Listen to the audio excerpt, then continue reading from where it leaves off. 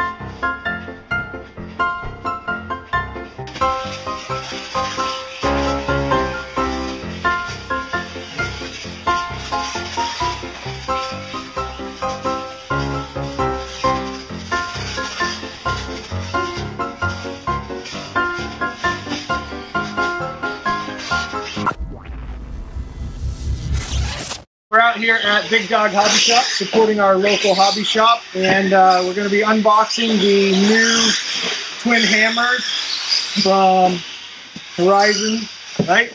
Yeah, there. Gotta learn what it says.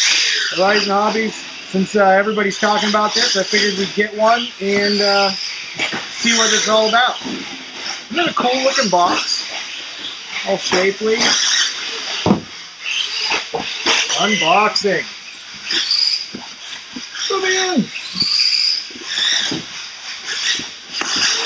Oh, look at that. They made it all fancy.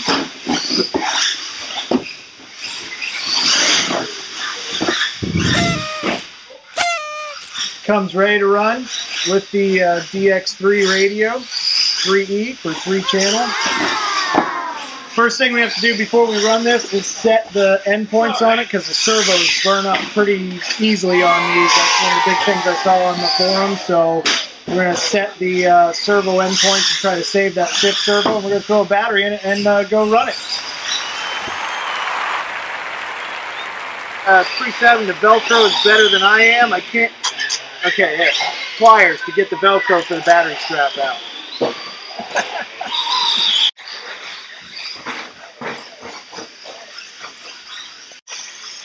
I'm tuning the servo. It's hard to hear here, but you don't want your shift servo, you don't want that servo to hum or it'll burn itself out. So by holding my ear to it, by holding my ear up here, I can hear if it's...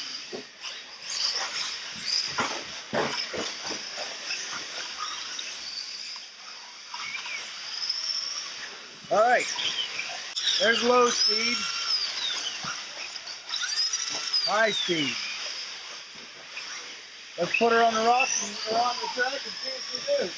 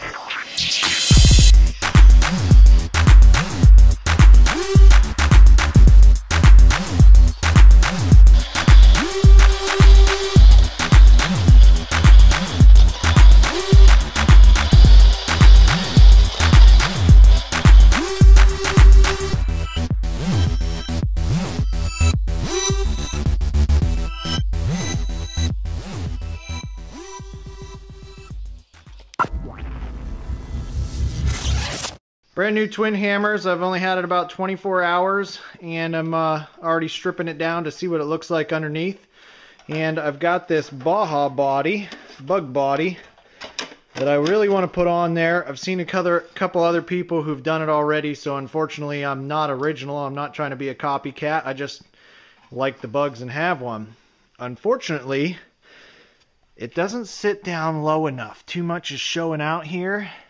And I want to keep the cage on here just for support. I don't really have to, but I kind of want to. And so to keep the cage, I am going to take the Dremel and I'm going to cut this cage off so that it fits under the rounded of the bug. Yes, on my $400 truck, I am cutting it up.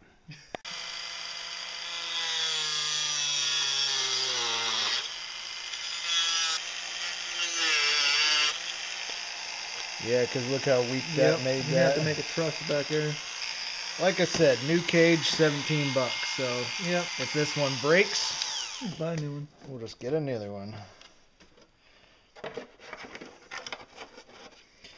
There, now the body goes down where I want it to.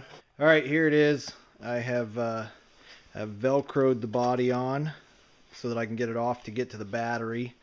Had to trim a little bit of the front because I wanted to leave the guard on here, obviously, to protect it, but I wanted to keep the headlights kind of distinct of a bug, so I wanted to keep those, and eventually they'll get LEDs and we'll get a light bar on there. Still playing with the spare tire, whether it should go stock location, but I did go ahead and manage to salvage the tail lights out there at the back a little bit, and I think it turned out pretty good. I like it.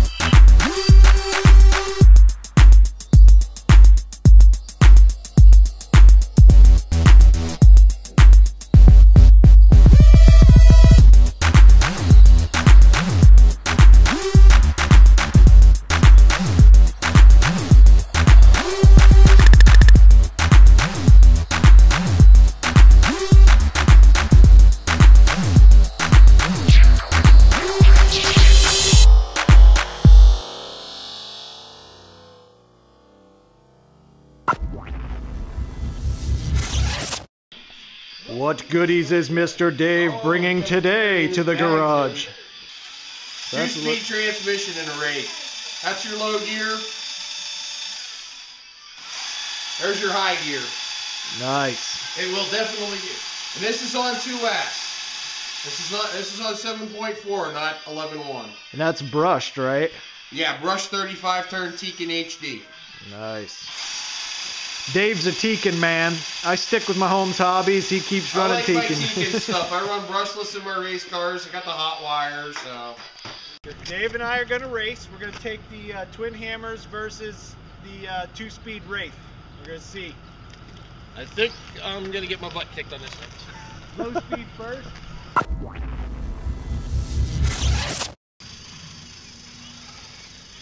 That's low gear in mine. That's all the quickest you guys. Low gear coming up on you. And I win. By a mile. This is going to be sad. Ready, set, go. Even with a jump start, I still get my butt kicked. Not if you have to go to the first nail. Oh, he's going to make it back before I flip over.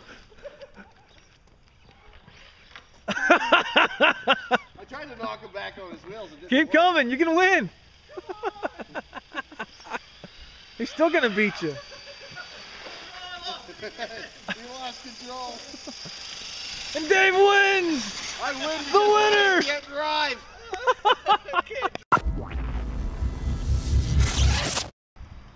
I'm gonna do some good old-fashioned speed runs with the body off, GPS strapped on, and we're just gonna see.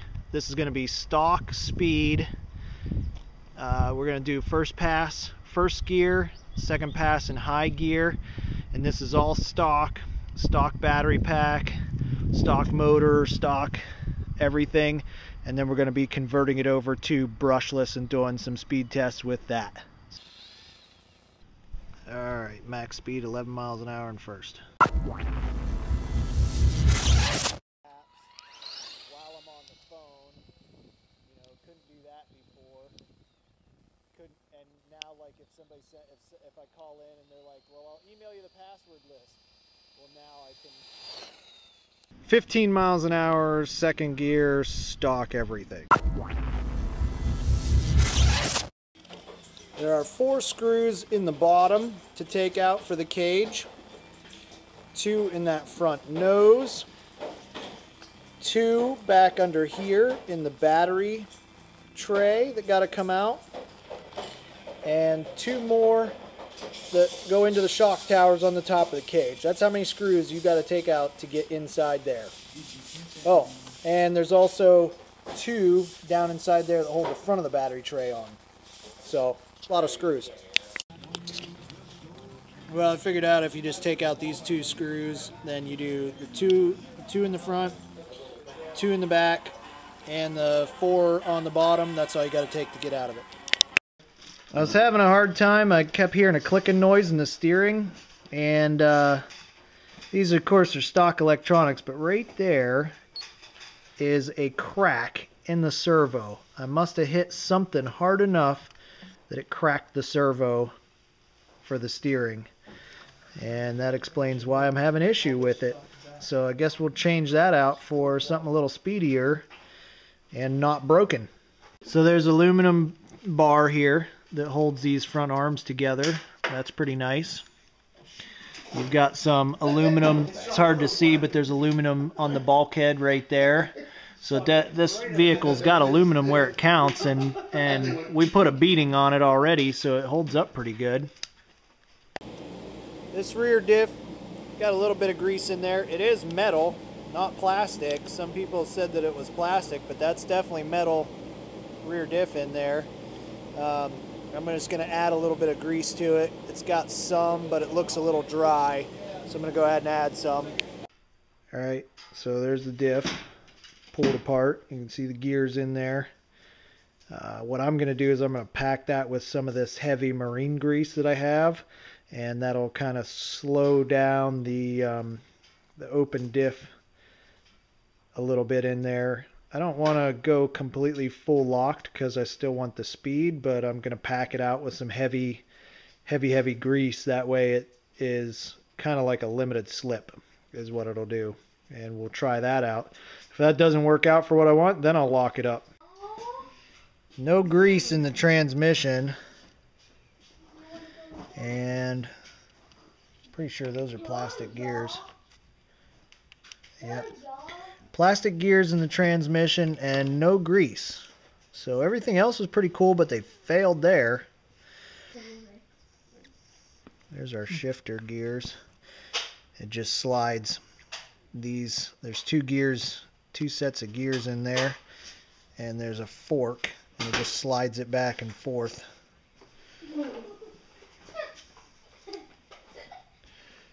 But no grease in there seems kind of dumb.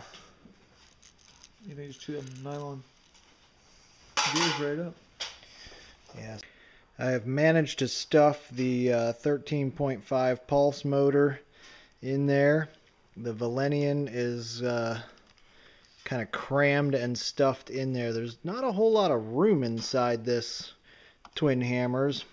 I think all the wires are out of the way of everything, and I guess we'll plug it in and see if it works. Alright, let's put some juice to this bad boy.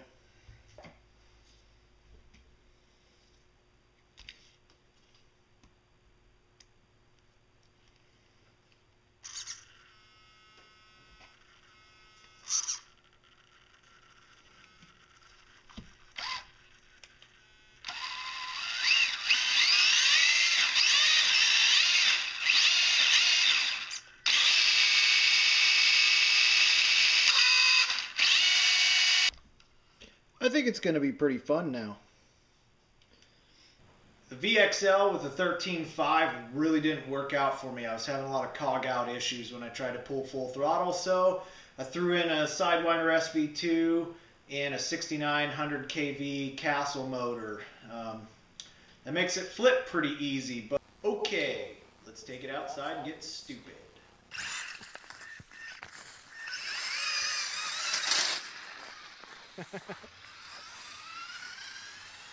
I hear a truck down the road.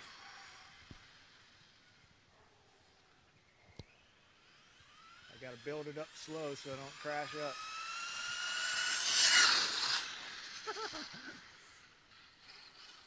That's hard. Because that solid rear axle, man, it really wants to twist out on you.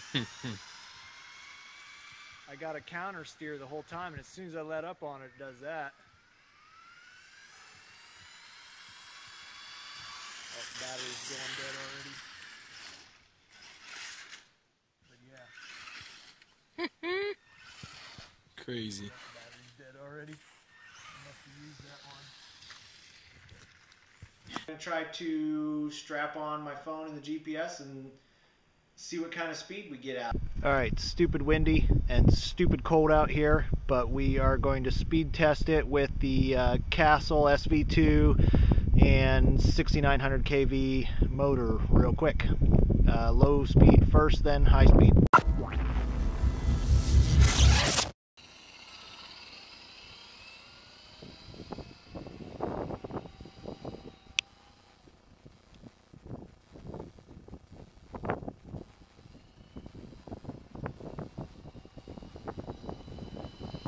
And it's hard to see, but that's 20, max 20 on the low speed.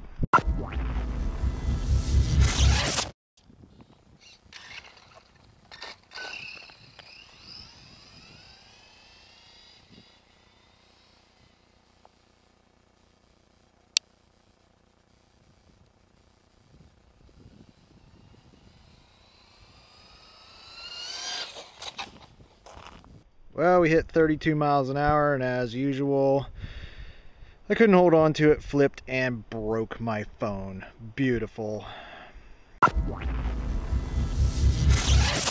Well, my thoughts on the twin hammer are, the twin hammers is hard to work on. There are like 8 to 10 screws to take out to get that stupid cage off. Cage is kind of integral to how the whole thing is held together, so it's not like you can test it without the cage, but you shouldn't run it without the cage, and there's not a lot of room in there. The transmission's pretty big and everything else is kind of stuffed in that pan, so that's an issue. Tires aren't real great. They go okay, and again in the yard, bashing in the yard and stuff, but they don't hook up on the rocks very well. They seem to do okay in the dirt, so they'd be good trail runner. It's really been too cold for me to go run it on a trail. After doing some speed runs with it, I think I'm going to put the stock electronics back in it, just because I don't like how hard it is to control on the brushless, and it's really kind of silly to have it go that fast. It's a lot of fun as a yard basher. As a racer, it's not real fast. Even with the brushless in high gear, I topped out at like 30, what was it, 38, 32, something like that. Stock, it tops out at like 15, which is great for bashing the yard, and I think it'd be fun as a KOH racer in its own class. But until you can get a few more guys to have them local to you, it's kind of pointless. It doesn't hold up as well as I would have hoped for a $400 rig. The servos in it are junk, as everybody knows. I haven't lost my shift servo yet like most people have that I saw on the forums, but for some reason my steering servo cracked, and it wasn't even when running it hard. There was no real bashing or anything. It just kind of broke, so that's pretty generic on it. The front shock brace broke on it, and again, that was all still just on stock electronics. So with the brushless system in it, it's pretty stupid fast. You can't really even control it very well. the locked rear axle makes it want to torque real hard. When you put it under throttle, it wants to pull hard one way, so I got to kind of counter steer as I'm giving it throttle. In the dirt, probably be fine, but on pavement, you really notice that locked rear axle. It jumps good. It's fun. Like I said, it's fun to bash with. It's fun to play with. I don't really feel like it's worth $400. If they made a kit version of it where you could put your own electronics in it, yeah, maybe. I know a lot of other people really like it. I don't see as much of a purpose for it. I kind of like the rock crawlers, and I have my slashes for running the track and going fast. And if I want a buggy race, I have the buggies. With the King of Hammers, with the twin hammers, there's really no class for it right now. So, you know, that is what it is. And so now that I've smashed my brand new $750 cell phone doing your speed test, I hope you all enjoyed the video, and will stick around to watch the next one. Alright, fellow RC addicts, it's time for the twin hammer action. Woo!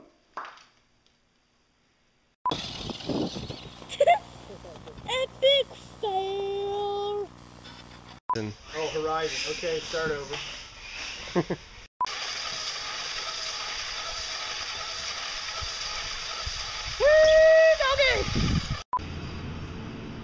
I'm being owned! I'm being owned! Bug killer.